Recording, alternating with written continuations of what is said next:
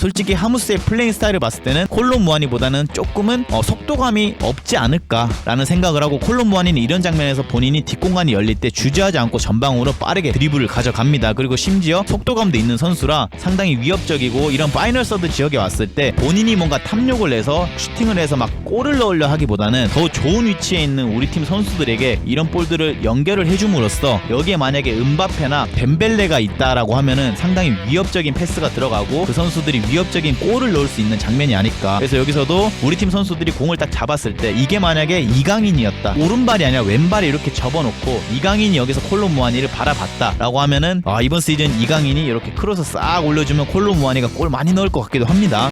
저번 시즌 같은 경우에는 여러분 콜론 무한이가 32경기에 나와서 15골 14어시스트를 기록했거든요. 리그에서만. 콜론 무한의 장점 중에 하나가 또 뭐가 있냐면은 많은 활동량이 있고 또 전방 압박에 엄청 잘하는 선수예요. 그러니까 오시멘 같은 유형의 선수라고 봐주시면 돼요. 그리고 골에 대한 집착도 있고 악발이 근성이 있다고 해야 되나? 한번 물면 안 놓아주는 이런 근성이 있어가지고 상당히 경기를 할 때 최선을 다해서 열심히 뛰는 선수입니다. 약간 오시멘 같은 스타일의 선수라고 봐주시면 됩니다. 자, 여기서는 이제 전방 압박을 제가 잘 친다고 했잖아요. 약간 오시멘 같다고 했잖아요. 그래서 여기서 노이어가 또 여유를 부리고 있는 모습이 보여지고, 이번 시즌 김민재 선수랑 어떻게 보면 경쟁을 하고 있는 우파메카노가 여기 서 있고, 여기는 이제 또 파바르 같아요. 그래서 이 두 선수가 있는 조합에서 노이어가 이제 볼을 받아서 빌드업을 진행을 하고 있는데, 콜론 무한이가 여기서 홀로 지금 전방 압박을 나가고 있는 상황이 보이죠. 그리고 여기서 본인이 볼에 대한 이 집착력을 통해서 노이어의 공을 확실하게 뺏어내고 여기서 본인이 직접 득점까지 만들어내는 장면을 볼 수 있죠.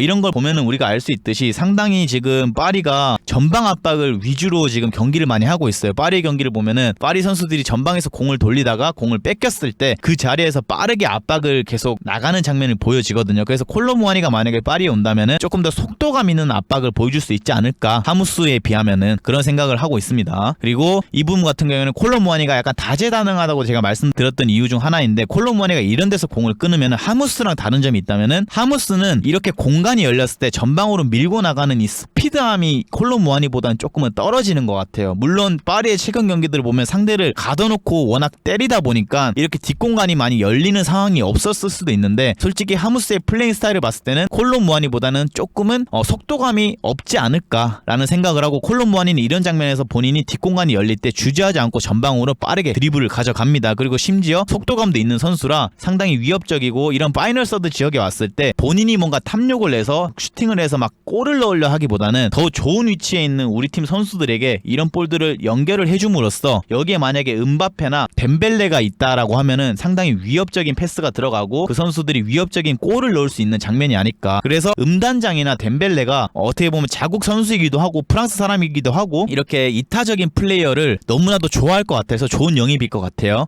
그리고 여기서도 콜론 무한이가 본인이 욕심을 내지 않고 카마다한테 볼을 연결시켜주고 카마다가 골로 연결시키는 모습이 보여지죠. 작년에 카마다가 지금은 라치오로 이적을 갔어요, 여러분. 근데 카마다가 프랑크푸르트에 있을 때 콜론 무한이랑 조합이 상당히 좋았어요. 그리고 여기서도 이 선수가 뭐 이타적인 플레이도 잘하는 선수인데 이렇게 1대1 찬스가 나왔을 때는 상당히 유연한 몸놀림을 보여준다고 했잖아요. 이게 사실상 이 몸놀림을 보시면은 무한이가 하무스랑은 다를 수밖에 없는 이유를 보여주죠. 여기서도 본인이 1대1 찬스가 생기고 상대 수비수들이 이렇게 협력 수비가 오는 걸 느끼고 본인이 이런 탈압박을 통해 가지고 직접 골까지 연결시켜주는 모습이 보여지죠. 사실상 이런 장면들은 물론 하무스도 가능할 수는 있어요. 근데 콜론 무한이는 제가 이게 뭐 인종차별 이런 게 아니라 약간 흑인 공격수의 그 유연함이 있다라고 해야 되나? 그 오시맨이랑 닮았다라고 제가 말씀드렸잖아요. 그래서 흑인 공격수들이 가질 수 있는 그 유연함이 있다라고 표현을 해드리고 싶어서 이 장면을 캡처를 했고요. 그리고 발기술도 상당히 수준급이고 이 선수가 오른발잡이인데도 불구하고 이런 찬스가 생겼을 때 왼발로도 득점을 성공시킬 수 있는 약발의 능력을 가졌다. 그리고 이 장면에서도 이 선수가 키가 187cm다 보니까 하무스 못지않게 공중볼에서도 상당히 제공권에 탁월한 능력을 보여주는 선수예요. 그러다 보니까 이렇게 공중볼 찬스가 생겼을 때 상당히 좋은 오프더블 움직임을 가져가고 여기서 크로스가 이렇게 올라왔을 때 본인이 또 머리로 직접 해결을 하는 상황도 많이 만들어낼 수 있는 선수입니다. 그래서 여기서도 우리 팀 선수들이 공을 딱 잡았을 때 이게 만약에 이강인이었다, 오른발이 아니라 왼발이 이렇게 접어놓고 이강인이 여기서 콜론 무한이를 바라봤다 라고 하면은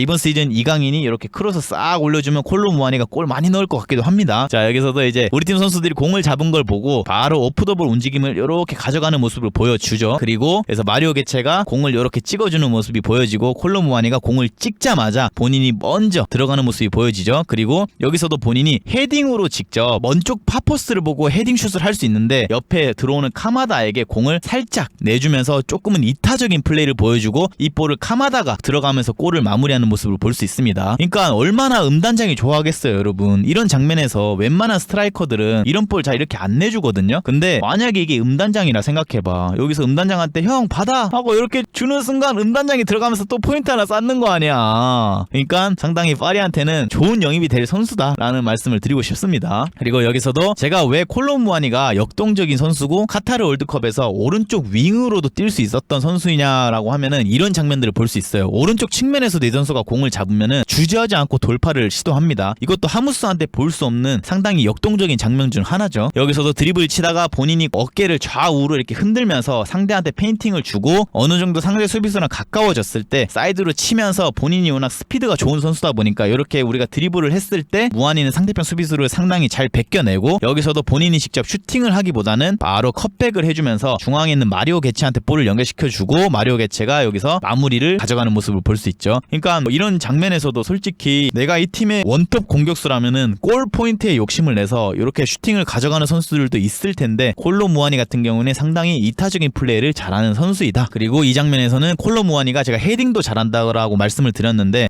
프랑크푸르트의 왼쪽에서 이제 크로스가 올라가는 장면이 보여지고 콜로 무아니가 움직임이 상당히 날카로워요. 그래서 크로스가 올라오는 걸 느끼자마자 본인이 상대 수비수보다 공에 한 발 더 미리 앞서가는 모습이 보여지고 여기서도 공중볼에서 머리를 같이 때려 넣으면서 흑인 선수들의 그 간절함이 보여지는 공이 여기 있는데 내가 공을 무조건 머리로 공을 건드려야 된다라는 이 경합 장면을 보면서 이 선수는 상당히 득점에 메말라 있는 선수구나 라는 게 느껴지고 여기서도 본인이 직접 득점으로 연결시키는 모습이 보여지죠. 그리고 이 장면에서도 수비수들이 어떻게 보면 3명이나 이렇게 줄을 지어 서 있는데 본인이 워낙 드리블이나 스피드에 자신감이 있다 보니까 드리블을 시도하고 몸싸움도 상당히 잘해요. 이 선수가 어떻게 보면은 체형적으로는 조금 얇을 수 있는데 이 선수가 이런 돌파력을 했을 때 상대편 선수들이 어깨 싸움을 걸어도 유연하고 약간 이 밸런스가 좋다 보니까 절대 넘어지지 않습니다. 그리고 버텨내고 이 볼을 다시 한번 본인이 막 무리한 슈팅을 가져가기보다는 옆에 들어오는 공격수한테 컷백 패스를 내주는 모습이 보여지고요. 그리고 이 선수가 이 볼을 마무리하는 장면을 볼 수 있죠. 자, 다음 장면은 이제 콜로 무아니가 라인 브레이킹 능력도 여러분 있어요. 그래서 콜로 무아니 같은 경우에는 제가 큰 키를 가지고도 빠르다고 했잖아요. 그래서 이런 장면에서도 라인 브레이킹 능력이 워낙 뛰어나다 보니까 지금 마리오 게체한테 뒤에서 후방으로부터 볼이 이렇게 들어오고 있어요. 그래서 마리오 게체가 콜로 무아니를 봤겠죠. 이 선수는 축구 천재니까. 그래서 이 볼이 들어오자마자 이 두 선수가 텔레파시가 통했는지 마리오 게체가 바로 공을 콜로 무아니한테 이렇게 돌려쳐주고 콜로 무아니가 바로 스타트를 끊고 있는 모습이 보여지죠. 그리고 이런 1대1 찬스가 생겼을 때 본인이 여유롭게 마무리하는 모습도 보여지죠. 그러니까 이강인 선수랑의 조합도 상당히 잘 어울릴 것 같은 게 이게 만약에 마리오 게체가 아니라 이강인이 여기 서 있다고 하면은 여기서 만약에 마르키뉴스나 이런 선수들이 볼을 이렇게 이강인한테 주잖아요. 그럼 이강인이 여기서 오른발이 아니라 왼발 아웃사이드로 공을 이렇게 돌려줄 수도 있는 장면이 나오지 않을까라는 생각을 하고 있습니다. 그리고 다음 장면 같은 경우에도 이제 프랑크푸르트가 역습을 하고 있는 장면이고 후방에서부터 이렇게 콜로 무아니의 스크린 플레이를 노리고 공이 들어가는 모습이 보여지죠. 근데 콜로 무아니가 워낙 체격이 좋다 보니까 연계도 잘하고 스크린 플레이까지 잘해요. 그래서 여기서도 보시면은 본인이 나오면서 이거를 수비수들이 묻으려고 하니까 굳이 이거를 등지면서 상대 수비수랑 씨름을 하기보다는 공을 한 번에 이렇게 돌려쳐주는 모습이 보여지죠. 그리고 여기서 만약에 음바페가 덴벨레가 여기서 미친 스피드로 전진을 한다라고 생각하면은 상당히 짜릿한 장면이 나올 수 있겠죠. 그리고 콜로 무아니가 이렇게 돌려쳐준 공을 프랑크푸르트 선수가 빠르게 침투해서 가져가고 이런 연계 장면들을 보면은 상당히 콜로 무아니가 파리 생제르맹에 와서도 이렇게 돌려치는 볼들이 많다라고 하면은 뛰어나가는 음바페나 덴벨레의 스피드를 좀 더 살려줄 수 있지 않을까라는 생각이 드는 연계 장면이었습니다. 그리고 여기서도 콜로 무아니가 라인 브레이킹을 준비하고 있는 모습이 보여지죠. 만약에 이게 이강인이다 라고 하면 이강인 선수가 안쪽으로 공을 몰고 오면서 이 상대편 수비 라인을 깰 수 있는 움직임을 가진 무아니가 이렇게 침투를 할 때 이강인 선수가 그 타이밍에 알맞게 이렇게 패스가 들어가게 될 것이고 콜로 무아니는 이런 볼들을 웬만해서는 쉽게 놓치지 않고 득점으로 마무리를 하는 장면을 볼 수 있습니다. 자, 이렇게 이제 콜로 무아니에 대한 간단한 분석을 여러분들에게 보여드렸고요. 제가 지난번에도 하무스가 오피셜이 뜨기 전에 여러분들에게 하무스의 분석 영상을 보여드렸었는데 저는 솔직히 하무스의 플레이 플레이나 콜롬 무아니의 플레이 두 선수를 비교하자면은 저는 콜롬 무아니가 조금 더 역동적이고 감독 입장으로서는 쓰임새가 많을 것 같은 선수라고 생각을 해요. 왜냐하면 연계도 되고 스피드도 있고 이타적인 플레이도 가능하고 그 다음에 공중볼 경합도 어느 정도 되는 선수이고 심지어 또 빠르고 이러다 보니까 아무래도 콜롬 무아니가 하무스보다는 조금 더 만약에 빨리 온다면은 엘리케 감독이 더 신뢰하는 공격수가 되지 않을까라는 생각을 조심스럽게 하고요. 그리고 콜롬 무아니가 뛸 수밖에 없는 명확한 이유가 딱 하나 더 있어요. 어떤 게 있냐면은 사실상 여러분 파리는 프랑스 리그의 팀입니다. 파리의 실질적인 대장은 음단장입니다. 근데 이 음단장이 자신과 비슷한 연령대의 콜롬 무아니를 더 좋아하겠습니까? 아니면은 하무스를 더 좋아하겠습니까? 어떻게 보면은 불어가 되고 자기랑 국가대표팀에 가면은 발을 맞출 수 있고 그리고 상당히 이타적인 플레이를 좋아하는 이 콜롬 무아니를 당연히 음바페가 더 좋아하는 게 맞지 않을까라는 생각을 들어서 아마 콜롬 무아니가 영입이 되면은 음단장이 제일 좋아할 것이고 그리고 음단장이 이 선수를 상당히 신뢰하면서 서로 좋은 케미를 보여줄 것 같아요. 우리가 그날도 파리의 경기를 보면서 느낄 수 있었던 게